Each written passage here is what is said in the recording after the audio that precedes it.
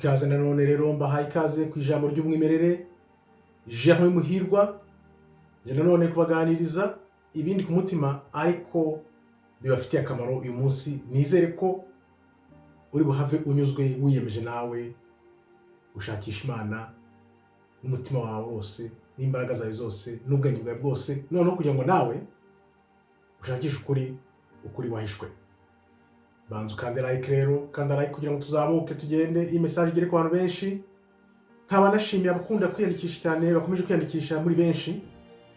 Ndabashimiye bimvuye ku mutima kuko mbona ko iyi gahunda twihaye yo kugira ngo ijambo rya nyaryo ry'umwimerere risakare mu bantu izashoboka. Shalom Bashem Adonai Elohim Elohei Avraham Yitzhak Yaakov maze anachnu cholochim lilchot hayom. Ndabashuje ndabaramukije mu izina ry'Uwiteka Imana isumba byose, Imana ihoraho, Imana ya Abraham, Isaac na Yakobo. Nkaba ngiye kubagezaho ijambo ry'uyu munsi, nzi neza ko riri bubanyure kuko ni umwenda mfitiye Imana. Ngiye mfitiye umwenda Imana, mfite umwenda w'Imana. Imana nyifitiye umwenda. Uwo mwenda mfitiye Imana ni uwuhe? Ni weho. Hagarara aho ngaho, guma hamwe nze nkubwire ukuntu uri umwenda ngewe mfitiye Imana. Weho uri umwenda ngewe mfitiye Imana. Reka nze mbikwereke iti gute. Imana yampaye agakiza ntari gakwiriye. Ni ubuhamya wenda nzatanga ukuntu byagenze 2016 ku itariki ya mbere z'ukwa gatandatu 2016. Ndabyibuka neza, usibye ko nabibonaga mu myaka yabanje nko kuva 2012 2010 2012 mbona cya gitabo cya Ukraine, urabyibuka? Nkandika igitabo cyo ku Rwanda, nabyo urabyibuka kuko nani icyo gitabo cy'u Rwanda nicyo cyatumye mbona agakiza, kuko cyanyoboye mu muyoboro wo gushaka ijambo ry'Imana. Kuko naribazaga, Mana, biriya bintu byabaye mu Rwanda 94 ni ibiki? Binsobanurire. Nuko nguko rero nagiye mu murongo w'Imana, noneho nisanga shiduka nabonye agakiza. Kuba mfite agakiza rero, nzi neza ko katavangiye, kubera ko ijwi ry'Imana ryo ryanje ubwaryo rirampamagara. Urampora iki kuki unkorera ibi? Gatatu kose ahantu hamwe igihe kimwe. Aribwo nagiye ngura iyi Bibiliya, nibwo nagenda yigura ntangira kuyisoma. N'ubu bwose muzi ko nkunze gukoresha Ikinyarwanda niyo nkunze gukoresha iyo ndi kubereka nk'amagambo cyangwa se ibyo tugomba kwiga, ariko Bibiliya naguze bwa mbere niyi. Mbere yo kwinjira rero mu mwenda afite Imana, kandi umwenda akaba ari weho, banze nkwereke urukundo ijambo ry'Imana uko tugomba kurishyira imbere. Mu bitabo nkunze kubereka, iki gitabo ntabwo njya ngibereka. Iki gitabo nicyo cya mbere cyabanje gusohoka. Urukundo nyarukundo, true love is spiritual. Urukundo nyarukundo rugaragara, ruboneka iyo wuzuye umwuka, ijambo ry'Imana. Impamvu bikweretse ni icyo, urabona ko hano nashyizeho umuntu umeze nkaho ari umwuka, umurebe mu mwuka. Imana iratwereka, tukagerageza wenda kwimagina ko bimeze. Ni umuntu wo mu mwuka. Iyo ufite ijambo ry'Imana rero, ijambo ry'Imana rikuzuyemo, nibwo watangira kuvuga iby'urukundo. Ariyo mpamvu abantu bashakisha urukundo hirya no hino ntibarubone, kubera ko nta jambo ry'Imana baba bafite. Urukundo rero kuvuga ngo rugaragara mu mwuka, mu ijambo ry'Imana. Iyo Imana iguhaye umwuka wayo ugasoma ijambo, nibwo ushobora kugira urukundo nyarukundo. Biraza kutugarura kuri wa mwenda mfitiye Imana. Ku gakiza yampaye ndakazirikana ko nahise mpinduka ku buryo butangaje. Ni nk'uko wafatikira amazi n'umuriro. Uyu munsi yari umuriro ugahita byahindutse amazi, cyangwa se byari amazi bigahita bihinduka umuriro. Nuko nahindutse. None rero uwo mwenda ngewe mfitiye Imana, kandi uwo mwenda akaba ari weho, ni uwuhe mwenda? Nta wundi. Nuko nzi, nturakubibabwira nkakubaza nti ufite imyaka ingahe? 20 wenda 30 40 50 70 80 yewe n'ijana. Muramubaza iteka, wari wafata n'uyu mwaka n'uyu n'umwe ngo usome ijambo ry'Imana urebe icyo Imana ikubwira ku bugingo bwawe. Tukivuga kuri iki gitabo rero ko urukundo nyarukundo rugaragarira mu mwuka, ifite umwuka w'Imana, ijambo ry'Imana. Reka nkubaze, iyo umuntu apfuye kuri ino si, abantu benshi baravuga agiye aheza, till we meet again, tuzongera duhure. Ugiye aheza, ibi bintu abantu bayivanye. No kuvuga ngo umuntu nyamuntu ntago ari uyu mubiri. Umuntu nyamuntu ntago ari umubiri. Hano nabyongeho urukundo nyarukundo rubonekera mu mwuka. Turi umwuka w'Imana, ntabwo turi iyi mibiri. Nani bagiye kubivugaho. Turi umwuka, turi roho, ntabwo turi umubiri. Uyu mubiri ugaragara. Reka nkoreshe roho, kuko roho niyo abantu benshi bakunda gukoresha. Aricyo kivuze rero ngo iyo umuntu agiye apfuye atabarutse, benshi batavuga ngo agiye aheza, tuzongera duhure. Nicyo kibisobanuye ko ntabwo turi umubiri ugaragara inyuma. Wa muntu ugendamo imbere niwe weho, ari usohokamo nyine akagenda, umubiri ugasubira he? Ugasubira mu gitaka aho wavuye. Tuzi neza ko Imana yaremye abantu bavuye mu gitaka. Indi video y'ejo nzakora nsubiza ku bantu bambaza ngo ni gute nzi ko abantu bose muri Bibiliya bari abirabura. Ngiye kubikorera video yimbitse, nkoresha imirongo ya Bibiliya, mbikwereke ukuntu biri muri Bibiliya yawe, hato abantu babaza ibyo bibazo ndizera bagiye kubona igisubizo. Ariko reka tugaruke kuri wa mwenda mfite. Ubwo rero nasomye Bibiliya, narayivuze ndayisoma kuva ku gifuniko kugeza ku gifuniko, kuva ku itangiriro kugeza ku byahishuwe. Kamaze kuyisoma byibuze inshuro 3, ubu nkaba ndi kuyisoma ku nshuro ya 4, ninjiye mu gitabo cya Zaburi. Ugeze muri Zaburi rero ugezemo hagati, n'ibindi bishi ngenda mbabwira uko bakuyemo ibitabo, uko bayihinduye n'ibindi biki byose. Ariko uyu munsi ntabwo ari byo nje kukubwira. Nzi neza ko nimba ukiri kumwe nanjye, ukiri kubana nanjye, nibyo gushimwa kuko ushaka kumenya uwo mwenda afite Imana kandi uwo mwenda akaba ari wewe. Reka nkukubwire rero, ya myaka mubaza ufite, sinzi niba wayandikaho, ariko ndibaza atari ugomba kwandika, ahubwo ndi bukubwire ibyo ugomba kwandika muri comment mu mwanya, noneho nawe bigirike ko wiyemeje koko wiyemeza. Ku munsi dufite amasaha 28. Reka tureke ya myaka ufite 30, 40, 50. Ku munsi dufite amasaha 28. Bara amasaha ushobora kumara kuri Facebook ureba ibintu wenda bitari ijambo ry'Imana, kuri YouTube, kuri TikTok, kuri Instagram. Noneho ureba ayo masaha yose umara muri ibyo bintu n'ibindi bintu ntazi, cyangwa se amafilmu ureba ziranzenya z'aba Nigeria, ibintu byo gusetsa nta byita amazina yabyo. Biriya bintu ubimaramo iminota ingahe? Uyu munsi rero nkabanje kukumera umuri kugira ngo nawe ubere umurabandi. Reka dufungure Bibiliya, nkwereke ikinzanya hano uyu munsi, kikwereka yuko uyu mwenda afite w'Imana, Imana yangiriye ubuntu ikama agakiza kayo, tugomba gukiranuka n'Imana, uwo mwenda ikawukuraho.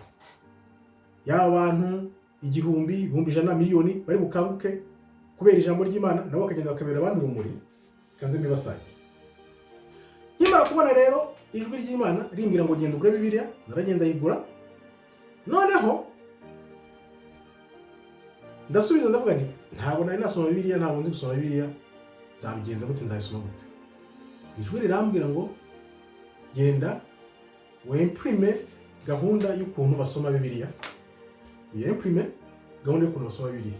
Iyo gihe nari nyotewe cyane, numvaga nshaka kumenya Imana koko by'ukuri, koko aho narindi Imana yambaye. Niyo mpamvu yewe umuntu avuze Imana nabi cyangwa akayigisha uko bitari, byanze bikunze ndabikubwira ahubwo ati n'ubuyobe, bavanyemo ibitabo, barabeshye ibiki. Ko Imana yaranyigishije kuva 2016 kugeza uyu munsi, imyaka hafi 10 hafi kuzura, hafi imyaka 10. Ijambo naryiziritseho n'ubuhamya nataho ukuntu nabonye n'igihe cyo kuryiga noneho byimbitse, nkaryiga nkarisobanuramo nkarisobanura nkarisobanura nkarisangiza abantu. Naryigaga nka gatatu muri rimwe, nararisomaga nkaryandika nkashushanya nkanarisangiza n'abantu gatatu, ku buryo byantwaye byibuze umwaka n'igice kugira ngo mbe ndangije Bibiliya yose, kuko narasomaga ibyo nsomye nkabikorera incamake, namara kubikorera incamake nkabishushanya, namara kubishushanya noneho nkanabisangiza n'abandi, noneho nkareba feedback, nkareba ibyo basubiza. Urumva ko nafashe umwanya wo kwiga ijambo, kuko inshuro ya mbere nsoma Bibiliya, ndongera nyisoma bwa kabiri, nyisoma bwa gatatu, ubundi kwisoma bwa kane. None rero dore umwenda nakubwiraga, nakubajije byinshi, navuze cyane, nanyuze hirya no hino, nagira ngo ndebe koko ufite inyota nawe yo kumenya ijambo ry'Imana. Niyo mpamvu ngusabye muntu uyu munsi, andikaho hasi umbwira uti ndiyemeje.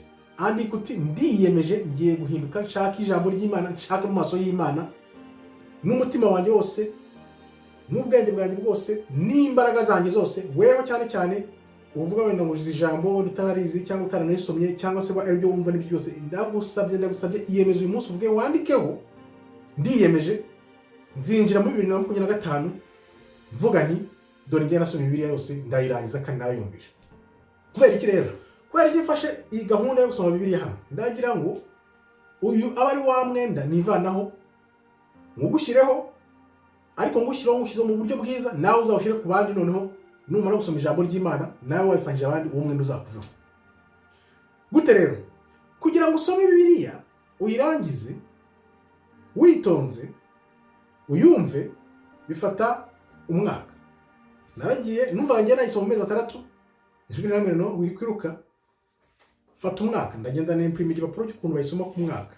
Dore ni page imwe, ebyiri, urupapuro rumwe, tubyita urupapuro rumwe, impapuro ebyiri, impapuro 3. No kuvuga ya Bibiliya ingana gutya y'umuzingo, aribyo bituma abantu benshi bacikana nyine bayisome. Kugira ngo uyisome uyishyira ku mpapuro 3. Reba ni impapuro 3 zonyine, rero niryo banga. Dore urupapuro rumwe, wenda imbere n'inyuma, impapuro ebyiri, imbere n'inyuma, impapuro 3. Urabona ko nagiye mbikoresha cyane, imyaka 10 birashaje, mfite n'ibindi bishyashya nkoresha ku zindi bishyashya dusoma. Uvuga iyo tugiye gutangira none ni imprima bishya, nkagenda n'imprima bishya kugira ngo menye uwo mwaka turi gusoma nakoresheje ibipapuro. Iyi rero niyo original nakoresheje soma. None reka nze nkubwire iryo banga, nkwereke ukuntu umwenda nawe wivanaho. Hariyo mpamvu nakubazaga ufite imyaka ingahe, yaba saa 24 ufite ku munsi. Reka nkwereke iminota y'umwenda, uwo mwenda ufite Imana wawe. Ufite umwenda w'Imana w'iminota 30 ku munsi gusa. Tigute nukuvuga ngo rero ushaka gusoma Bibiliya neza mu mwaka umwe, wagisoma amashapitre 3 ku munsi, bigutwara iminota hafi 30 usoma, wenda wiga ni isaha. Ihe gahunda uvuga uti ngiye gufata isaha imwe, ujye usoma, noneho unige, unashakisha urebe iby'Imana ikubwiye. Isaha imwe ku munsi niyo ngusabye. Niwo mwenda afite Imana, kugusaba ko wama isaha imwe usome ijambo ry'Imana, usome Bibiliya nawe uyumve. Niwo mwenda afite Imana, niwo mwenda afite Imana. Nyemerera umbwire uti kuva uyu munsi ndiyemeje ngiye gushaka Bibiliya nyigure, n'imprime ukuntu bayisoma mu mwaka, nzayasoma amashapitre 3 ku munsi. Ngiye gufata isaha imwe buri munsi, ngiye nyiha Imana, noneho nanjye nshaka amaso y'Imana, nsome ijambo ry'Imana. Uwo ni wo mwenda ngiyemo, nanjye niwo mwenda afite Imana, usibye ko wanjye nawishyuye, ariko ntarawishyura wose. Ngomba kubazana namwe kugira ngo muze mugakiza mushaka ijambo ry'Imana. Akaba ari wo mwenda nakubwiraga. Niba ukiri kumwe nanjye rero, andika hasi iti ndiyemeje, ndemeye, ngiye gushaka Imana bishoboka. Andika uti ndiyemeje, ubundi urebe ubuzima bwawe burahinduka. Ibuka rero kanda aho like, dukomeze kugira ngo ubutumwa busakare ahantu henshi cyane. Twebwe Imana uko yaduhereye ubuntu, tugomba gutangira ubuntu. Imana yaduhereye ubuntu, tugomba gutangira ubuntu, kuko muri ijambo ry'Imana harimo ukuri kwinshi kwafasha abantu kuva mu bibazo barimo, tutiriwe tujya mu bintu byo guhemuka cyangwa kugira nabi. Nzi neza ko ijambo ry'Imana umara kwimenya, ukaryandika mu mutima wawe, mu bwenge bwawe, ukoresha imbaraga zawe zose, nta kabuza uzahinduka. Fata iyo saha imwe, ubishoboye utabishoboye iminota 30, nzi neza ko nibwo wasoma ijambo ry'Imana uhozaho ku munsi umwaka ukuzura ukirundura, uzahinduka. Rebe ibyo bintu bidafite agaciro ureba kuri telefone yawe umunsi ku munsi, nta kintu bikungura, nta na kimwe, kuko ibintu byose ni ubusa. Ahubwo ibyo dukora hano twiga ijambo ry'Imana bidufasha kwitegura umugambi gaheza, umugambi rurangiza w'Imana. Reka agaciyemo nkubwire kuki uri hano, impamvu ibaze kuki uri hano, kuki ibintu bimeze gutya, kuki utazi Imana, byose ni ukubera iki? Uri hano kubera iki? Uri hano kubera gahunda y'Imana ya nyuma y'ubu buzima. Ntabwo uri hano kubera ubuzima turimo. Ahubwo nituva muri uyu mubiri tukagenda ahantu abantu bagenda, bizamera gute, bizagenda gute? Ese uzaba waramenye Imana cyangwa uzaba utarayimenya? Ngaho mbwira nk'uyu munsi, ibaze imyaka ufite, ibaze igihe upfusha ubusa, ibaze kuki ibintu bihora bizunguka ari bimwe, no kubera iki? Nuko nyine Imana twayiteye umugongo, nayo duteye umugongo. Shakisha mu maso y'Imana, shakisha ijambo ry'Imana. Ndakwinginze niyo mwenda afite Imana, genda ugure Bibiliya. Hari n'abo zitangira ubuntu, ushake Bibiliya, wemprime igipapuro kikwereka ko ushobora gusoma Bibiliya mu mwaka, ubyandikemo muri Google, ukemprime, cyangwa se ugende ushaka umuntu wari wese umubwire ati umuntu wanjye fasha, ndashaka gusoma Bibiliya, mushakire igipapuro cy'ukuntu wasoma Bibiliya mu mwaka. Noneho ngenda ndeba aho maze gusoma, kuko iyo usomye umunsi ugomba kuvivura ratikinga ko umunsi wawusomye. Bugiye wicyuze hano uvuga ati nahasomye, nibyo bizajya bidufasha, kuko urabona ibintu nganiraho, ibintu mvugaho ni byinshi, ntabwo mba ndi kuri Bibiliya gusa. Wenda nshobora kuzanyuzamo muri video nkabaza wibutse gusoma Bibiliya yawe, nzajya wenda mbitangiza bibe nk'ihame, bibe nk'umuco, ngiye kubyiga, aribyo bizajya biba mu biganiro byacu buri gihe. Mubaze se nibanga uyu munsi basoma Bibiliya, mwandikeho mumbwire uti nahisomye bimeze gutya, wavanyemo iriya somo, nicyo wadusangiza wavanyemo uyu munsi, kugira ngo natwe twiyungure. Kuko natwe twese iyo usomye Bibiliya bwa mbere ubona ibintu, iyo usomye bwa kabiri ubona ibindi, bwa gatatu ubona ibindi. Ubu nawe nuyisoma hari ibyo uzabona ntabonye, hari ibyo undi azabona tutabonye twese. Niryo banga ry'Imana. Imana iratubwira ubwami bwayo buradukikije buri hose, ariko turi impumyi ntitububona. Na n'ubu nanjye ntabwo ndabyumva, ariko mfiteho akanosiyo gake ko kubyumva. Ni ukuvuga ngo iri jambo ry'Imana, Imana irakomeye, abantu bayikerensa sinzi. Imana irakomeye, ijambo ry'Imana turamutse twese turizi, tukarigabana, tukarisangira ku buryo bungana, tukarivugaho ku buryo bungana, nta uzuvuga ngo ari gucarenjinga, ngo uracarenjinga. Hari nk'ucarenjinga nkamubaza se hari nka nivo zo kuba mu mwuka, uri kuri nivo ya kangahe?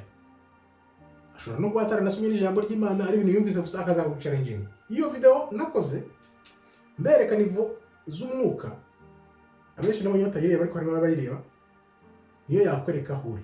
Harimo nabwiye nti genda urebe aho waba uhagaze, noneho ubone zo tuganire.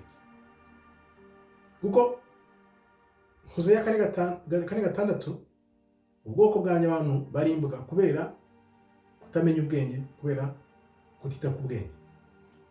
Ndakwinginze, nzi ibihe tugiye kwinjiramo uko bimeze, ibintu mazemo igihe kirekire birenga imyaka 10-15.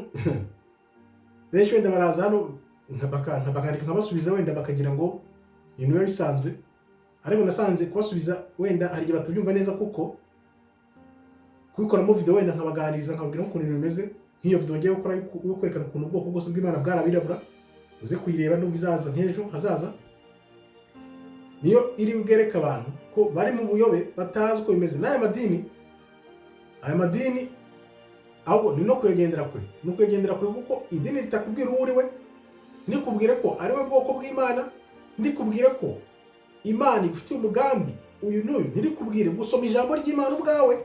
Idini ritakubwira ngo gusoma ijambo ubwawe, rikakubwira zana iki cyuzana amafaranga, nguhe vewiti, nguhe visa, nguhe ibyo byose.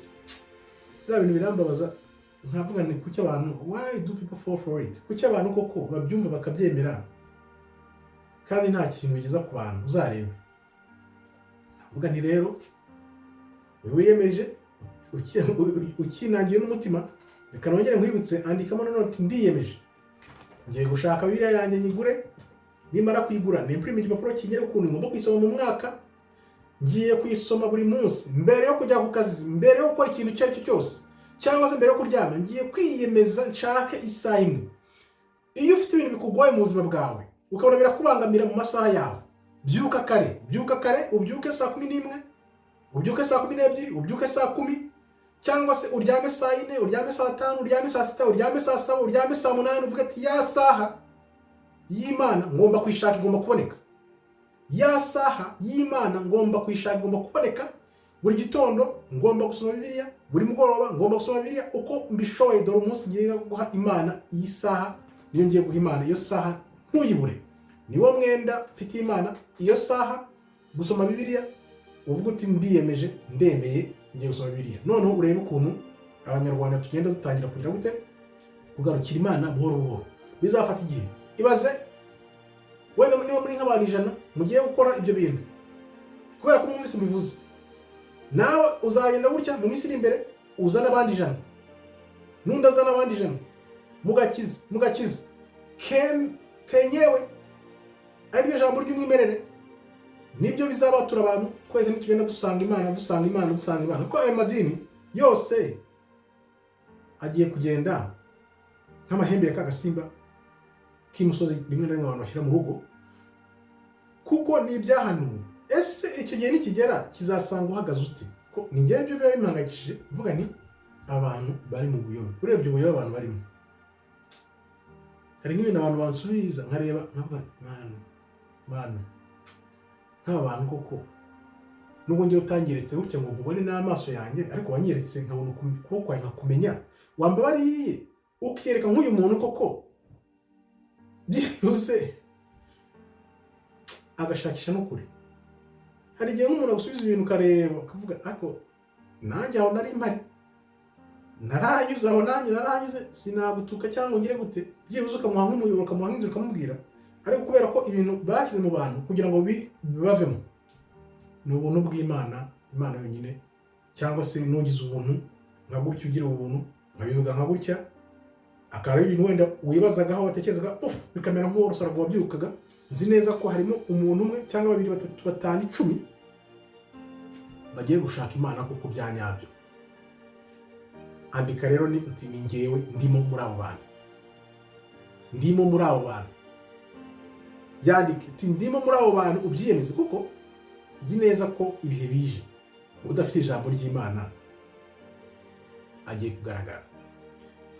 kugaragara abantu bari ku ruhande rwa Satani byemewe, bitari bya bindi by'akazu yazo byo kwihisha. Hazi noneho n'abantu bakunda Imana by'ukuri, bizaba nk'umweru n'umukara. Niyo moko agiye kubaho, iby'amoko abantu birirwa bavuga ngibyo, no, birabigiye kuvaho. Hagiye kuza abantu bari ku ruhande rwa Satani byenyewe, kuko nibigwa bizagwa aha cyangwa se bizagwa aha ngaha. Uzagwa he rero? Uhagaze gutyo uyu munsi uragwa hehe? Tuvuga bibaye nk'uyu munsi uragwa he? Ese uragwa aha ngaha kwa Satani cyangwa se uragwa ku ruhande rw'Imana? Nibyo bintu bigiye kuza batajya bababwira izo nsengero zose. Kanguka ushaka ijambo ry'Imana ubwawe, kanguka, kuko Imana nizana wa mwuka wayo ntabwo izawuzana ku bantu bari mu by'isi bari kwa Satani n'ibyo byose, ahubwo izawuha ba bantu nyine bayishaka. Niba izahera kuko nawe uzareba ugiye gutanga ubutoni butangirwa kuri nde? Buri wese arabwibanza agakurikiza wenda abantu bamuri iruhande abona yiyumvamo, noneho utwasabutse kutuvungukira abo ngabo hirya kabiri bo tujyaho. Ku Mana rero naha cyangwa se naha, iby'akazu yazo urabizi, akaba ari wo mwenda rero nashaka kubwira mfite Imana. Ubwo nawe ugiye mu mwenda Imana, shaka rero ukuntu wikuramo, uvuga uti ndiyemeje, nzajya ngerageza uko nshoboye buri munsi, ndebe ko nakwibuka mbabwire ni bantu mwibutse gusoma ijambo ry'Imana. Uyu munsi mwasomye ibiki? Tubwire, tuganirize ikintu wavanyemo cyagufashije, cyakubatse, uko tuzazamuka tukajya gusabana n'Imana.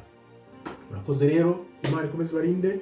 Shalom, toda raba, tov meyod.